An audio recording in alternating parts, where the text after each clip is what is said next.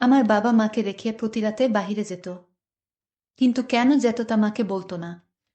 এই জন্য মাকে বাবা সন্দেহ করত। অনেক সময় মাকে ঘুমে রেখে বিছানা থেকে উঠে চলে যেত। যখন মা বাবাকে প্রশ্ন করত তুমি কোথায় যেতে, এই প্রশ্ন করলেই বাবা মার মধ্যে ঝগড়া শুরু হয়ে যেত। একদিন বাবা কিসের জন্য বাহিরে যায় এটা জানার জন্য মা অস্থির হয়ে পড়ে। কিন্তু একদিন বাবার বন্ধু মায়ের কাছে সব বলে দেয়, যেটা শুনলে আপনারা দিশেহারা হয়ে যাবেন। তাহলে মূল বিষয়টা বলি। মা যখন বাবাকে ছেড়ে আলাদা হয়ে গেল, আমার বয়স তখন 4.5 বছর। মা কয়েকদিন খুব বিমর্ষ ছিল। অবশ্য ওই বয়সে বিমর্ষতা কি জিনিস আমি জানতাম না। কার্টুন, হইচই আর রাতে বাবার গলা জড়িয়ে ধরে গল্প শোনাই ছিল আমার জীবন। দৈনন্দিন জীবন একটু আলাদা হয়েছিল, কারণ কয়েকদিন যাবৎ মা আমাকে 3 বেলা খাবার খাওয়ার জন্য জোর করছিল না। রাতে ভাতও না খেলেও বকা দিচ্ছিল না। আমার এতে সুবিধাই হচ্ছিল।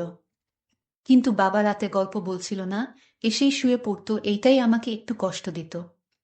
এক সন্ধ্যায় মা আমাকে জিজ্ঞেস করল, তুই কাকে বেশি ভালোবাসিস, আমাকে না তোর বাবাকে?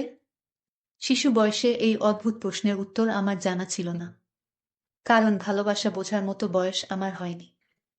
কিন্তু মা না খাওয়াই দিলে আমি খাই না, রাতে বাবাকে না দেখলে আমার ঘুম হয় না, এইসব ব্যাপার আমি বুঝি। সেই রাতে মা বাবাকে বলল, তোমার সাথে আমাদের আর থাকা সম্ভব না। কাল সকাল হলে আমি আমার ছেলেকে নিয়ে এই বাড়ি ছেড়ে চলে যাব। বাবা অবাক হয়ে জিজ্ঞেস করলেন, কই যাবে তুমি? জায়গা আছে তোমার যাবার কোথাও? আর নিজে যাবে? যাবে, ইমরান কি নিয়ে যাবে? মা ম্লান হেসে বলল, মিজান, তুমি বোধহয় ভুলে গেছো আমার নিজের একটা অনার্স ডিগ্রি আছে। আর এই শহরে আমি বড় হয়েছি, আমার জায়গা নিয়ে তোমাকে ভাবতে হবে না। দেখো আনোয়ারা, তুমি কি বেশি বাড়াবাড়ি করছো না? মানুষের জীবনে সমস্যা হয়, সমাধানও হয়। তাই বলে এতদিনের সংসার এভাবে ছাড়া যায় না। তুমি যদি এতদিনের সংসারে এমন কিছু করতে পারো, তবে আমিও পারবো। যাই হোক, কথা বাড়িও না, আমি ঘুমাতে যাচ্ছি। টেবিলে খাবার গরম করা আছে, খেয়ে নিও। সেই রাতে আমি শুয়ে শুয়ে বাবা মায়ের মাঝে কি হচ্ছে কিছুই বুঝিনি, শুধু মা যে ফুপিয়ে ফুপিয়ে কাঁদছে এটা শুনেছি। শিশুরা নাকি অনেক জটিল জিনিস মাঝে মাঝে বুঝে ফেলে, সেই রাতে 4.5 বছরের আমিও কিভাবে জানি বুঝে ফেললাম।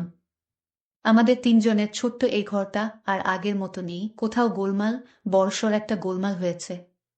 পরদিন সকালে মা আমাকে নিয়ে বের হয়ে এলো বাসা থেকে। একদিন এই বাসায় মা এসেছিল বউ হয়ে, একটা মাত্র শাড়ি পরে। আজ এ বাসা থেকে মা বের হয়ে গেল গায়ের একমাত্র শাড়িটা জড়িয়েই। আসার সময় আমি বাবার কাছে গেলাম, বাবা বারান্দায় বসেছিল। চোখ লাল, গালে খোঁচা খোঁচা দাড়ি, চেহারায় কেমন দিশেহারা ভাব। আমার কান্না পেল, ভয়ানক কান্না। বাবা আমাকে জড়িয়ে ধরে বলল, ভালো থাকিস রে বাবা, মাকে দেখে রাখিস। বাবা ছিল মফস্বলের ছেলে, কলেজ শেষ করে ঢাকায় এসে ঢাকা বিশ্ববিদ্যালয়ে ইকোনমিক্স এ ভর্তি হয়। মা ও ঢাকা ভার্সিটিতেই পড়ত। মায়ের মুখে শুনেছি মা ছিল বড়লোক ঘরের মেয়ে। আমার নানা ভাই ছিলেন ব্যবসায়ী মানুষ।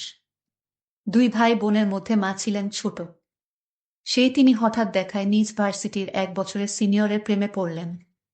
এবং হুড়মুড় করেই পড়লেন, এটা নিজেও বিশ্বাস করতে পারছিলেন না। কিন্তু সব দ্বিধা চলে গেল যখন প্রথা ভেঙে মেয়ে হয়ে মাকে দেখা যেতে লাগলো ইকোনমিক্স বিল্ডিং এর সামনে।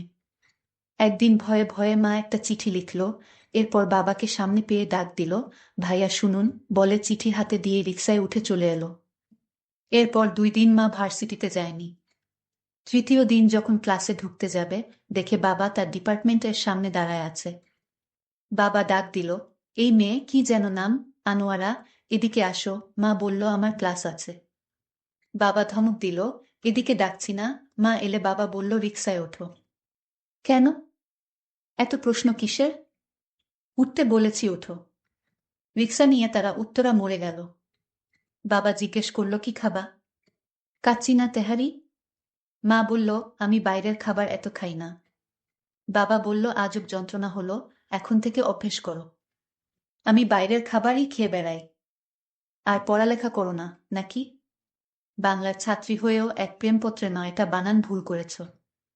এর পরের সময়গুলো তাদের খুব অসাধারণ ছিল। বাবা ক্লাস শেষ করে মায়ের জন্য দাঁড়াতো, মাকে নিয়ে রিকশায় ঢাকার সব রাস্তায় টোটো করত, রাস্তার পাশের সব খাবার খেত। আর মা বাবাকে ঝাড়ি দিত। বাবা শুনত আর হো হো করে হাসত। মা বাবাকে ভালোবেসেছিল, বাবার প্রতি মুগ্ধ হয়েছিল এতটা, যতটা হলে একটা জীবন অনায়াসে কাটায় দেয়া যায়। অদ্ভুত সুন্দর দিন পার করতে করতে বাবা অনার্স পাশ করল। মা তখন ফাইনাল ইয়ারে। আমার নানা মায়ের বিয়ে দেবার তোড়জোড় শুরু করল। আমার বাবা তখনও বেকার। মা একসময় না পেরে তার বাবাকে ভালোবাসার কথা বলে দিল। সেখানে বাবা ছিলেন সদ্য পাশ করা একজন বেকার, যার নিজের বাপের ও টাকা পয়সা নেই। চিরায়ত নিয়ম অনুযায়ী আমার নানা ও বেঁকে বসলেন। আমার নানাদের পরিবারের মানুষের জিদ বোধহয় খুব বেশি। নানা কোনোভাবেই বাবাকে মানবেন না, মা ও কোনোভাবেই বাবাকে ছাড়া কাউকে মানবেন না। এই না মানামানির ভেতরে আমার মা একদিন আমার বাবার সাথে বাসা থেকে চলে এলেন, একটা শাড়ি পরে। আমার মা আমার বাবাকে, বাবার তখন আসলেই দুঃসময় যাচ্ছে।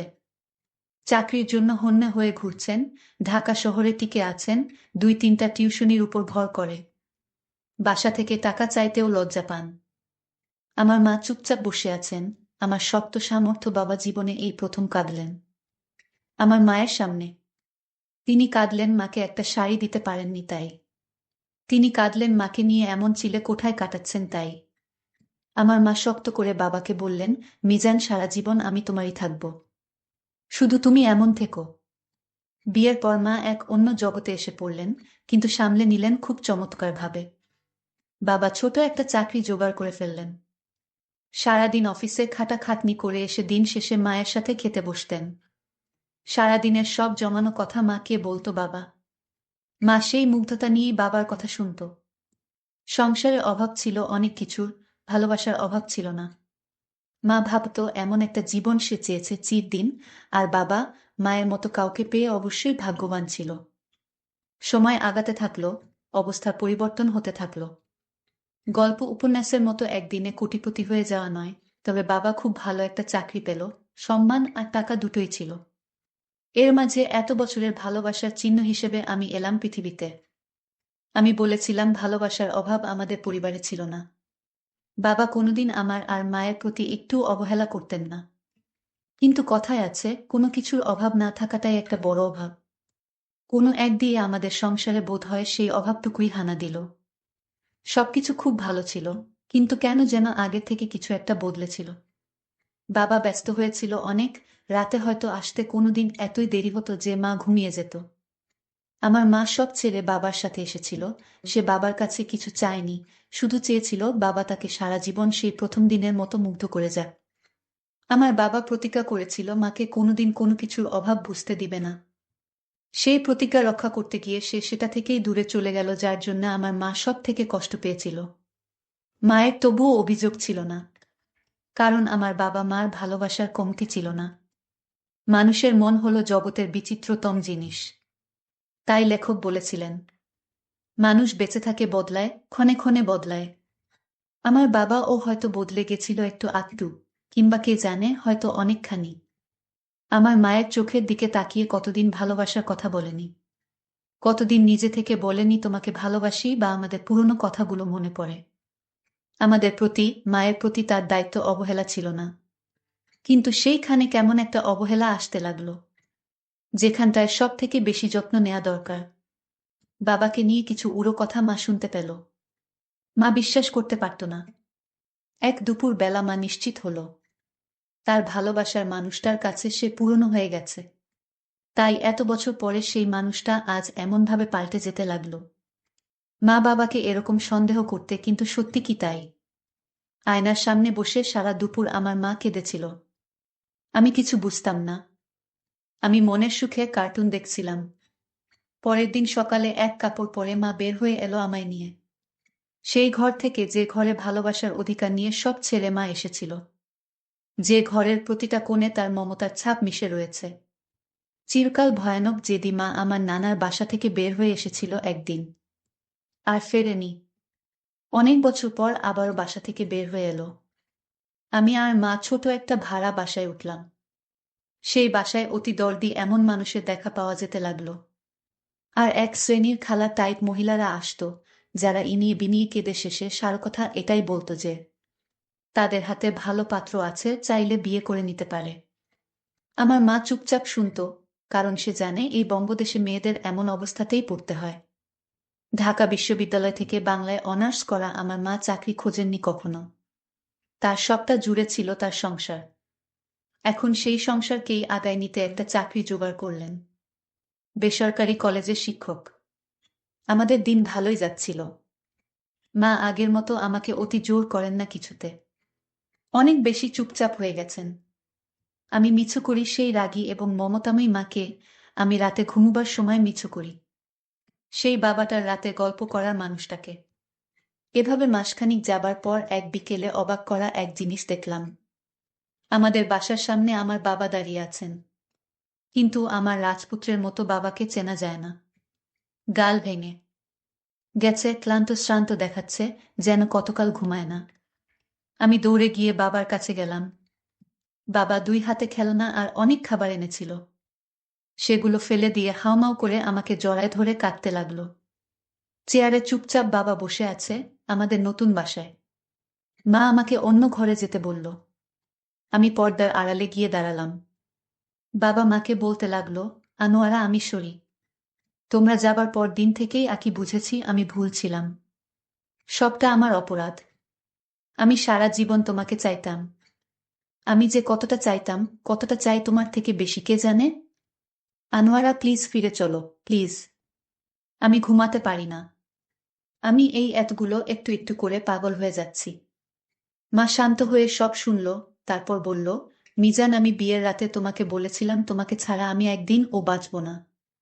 অন্য আর কিছু আমার চাই না। আমার সব ছিল, আমি সব ছেড়ে এসেছিলাম। মিজান, আমি তো সেদিনই মরে গেছি। যেদিন তুমি আমাকে ঘরে রেখে প্রতি রাতে কোথায় যেতে, আমি তোমায় বারণ করলেও তুমি আমায় একা ঘরে রেখে রাতে কোথায় যেতে। আমি তোমাকে জিজ্ঞেস করেছিলাম, এত রাতে কোথায় যাও তুমি? আমাকে তার কোনো উত্তর তুমি দিতে না। মিজান, আমি যাব না। আমি কখনোই যাব না। এবং আমি চাই তুমি ভালো থাকো, কিন্তু আমাকে জড়িও না আর। বাবা আস্তে আস্তে বের হয়ে গেল। যাবার আগে বলল, আনোয়ারা, আমি অপেক্ষায় থাকব। আর যদি তুমি ডিভোর্স চাও, কাগজ পাঠিও, আমি মুক্ত করে দেব। ভালো থেকো, আর আমাকে মাফ করে দিও। বাবা চলে যেতে লাগলো। আমার কান্না পেতে লাগলো, ভয়ানক কান্না। মাকে কাঁদতে দেখে আমি বাবাকে অপরাধী বানিয়েছিলাম, আর আজ মাকেও 1 সেকেন্ডে অপরাধী বানালাম। আমি ছোট ছিলাম, দোষ ভুল আমি জানতাম না। আমি শুধু আমার বাবা মাকে চেয়েছিলাম।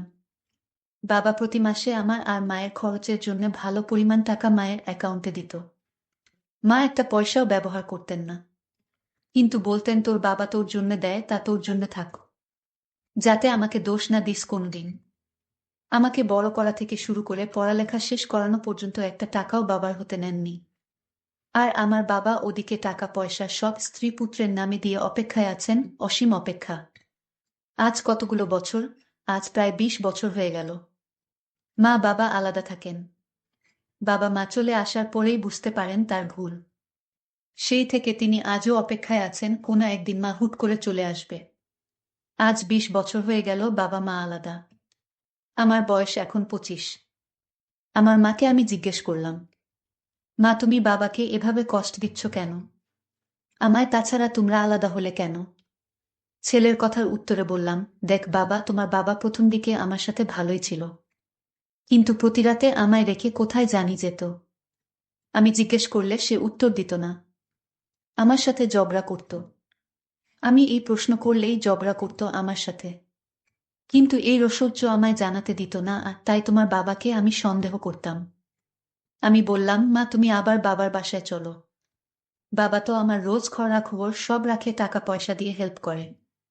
বাবা আজ আমায় এবং তোমায় ভালোবাসে মা।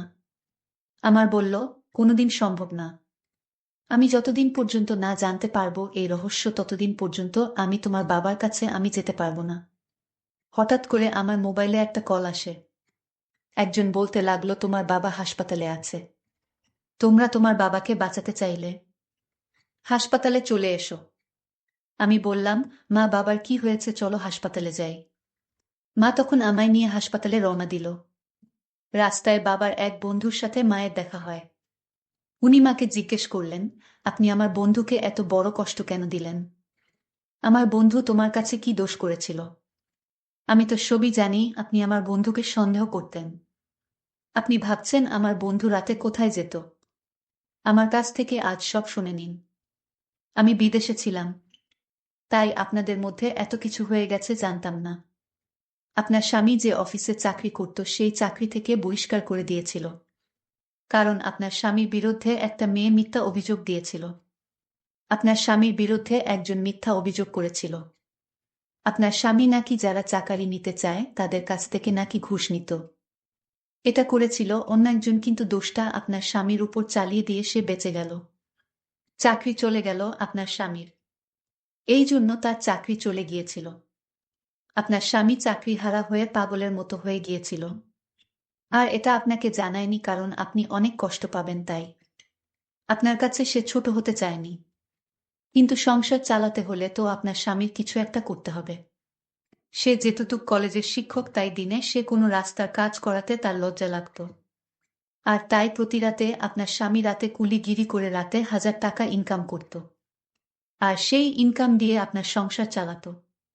এটা কি আপনার স্বামী অপরাধ করেছে? যদি সেটা অপরাধ হয় তাহলে আপনার স্বামীর কাছে যাওয়ার দরকার নেই।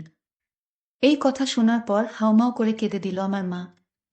আমিও নিজেকে ঠিক রাখতে পারিনি। আমি তাড়াতাড়ি বাবার কাছে গেলাম আমার মাকে নিয়ে হাসপাতালে। গিয়ে দেখি আমার বাবা অসহায়ের মতো শুয়ে আছে হাসপাতালের বেডে। আমি বাবাকে জড়িয়ে ধরে কান্না করছিলাম আর বলছিলাম, বাবা তোমার কি হয়েছে? আমাদের জন্য তুমি এত পরিশ্রম করেছ। আমার মা তোমায় ভুল বুঝেছিল। আমার মা তখন বাবার পায়ে ধরে কান্না করতে লাগলো আর বলতে লাগলো, তুমি আমায় ক্ষমা করে দাও। তারপর মাকে বাবা ক্ষমা করে দিয়েছিল। বন্ধুরা, আজকের গল্পটি কেমন লাগলো তা কমেন্ট করে জানাতে ভুলবেন না। আর এরকম নতুন নতুন গল্প পেতে আমাদের চ্যানেলটিকে সাবস্ক্রাইব করে পাশে থাকবেন। ধন্যবাদ।